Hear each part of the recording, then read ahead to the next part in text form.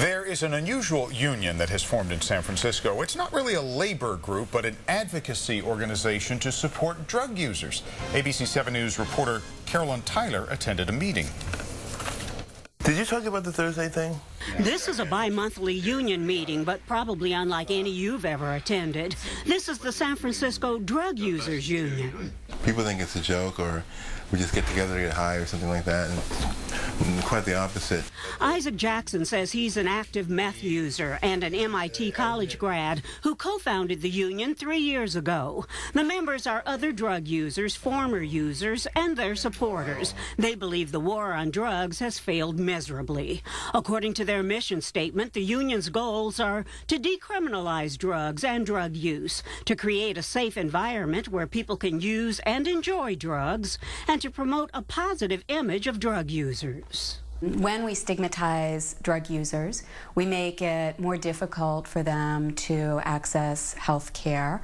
We make it more difficult for them to exercise their human and civil rights. Laura Thomas is the state director of the nonprofit Drug Policy Alliance, the major funder of the Drug Users Union, which is located in the Tenderloin. Our goal is to shift the response to drugs from a criminal justice response to a public health response. Tony Rivera is director of the International Institute of Criminal Justice Leadership at USF and former San Francisco police chief. He believes law enforcement is a necessary tool to crack down on drugs. Has to be. Has to be. Otherwise, for many, not all, but for many of the drug users, there's no incentive to get into treatment, to get into rehabilitation. But that's not the focus of the Drug Users Union. If they want to quit, we'll help them to quit. But if they're still going to use, we're not here to say, hey, no, you can't do that. Peer counselor Gary West says members are not allowed to use at the union meetings, but it's okay if they come in loaded. Hell, half the time we're all high. He says drugs don't keep the members from serious business. One of their slogans is "Nothing about us without us," meaning they are demanding a voice in drug policy decisions. One of their main missions is to get a supervised, safe injection site for heroin users, like this one in Vancouver. And they're working with SF General Hospital to develop a how-to manual to handle drug users who come in for medical care.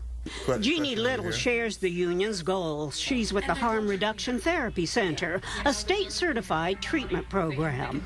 We're unusual in that we do not ask people to get clean and sober as a condition of coming into treatment or as a goal of treatment.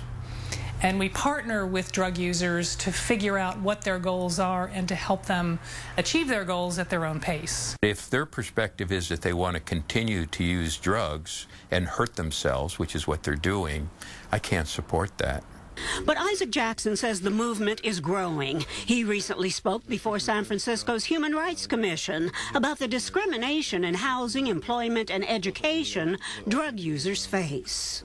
You're telling drug users, hey, it's okay to be an addict. Well, you know, I don't think drug users are waiting for the word from me on whether they should use drugs or not. Though there is a lot of buzz about San Francisco's union, it's not the first in the nation. There's one in New York, and now Seattle may follow suit. In San Francisco, Carolyn, ABC7 News. All right, the fog is back in certain parts.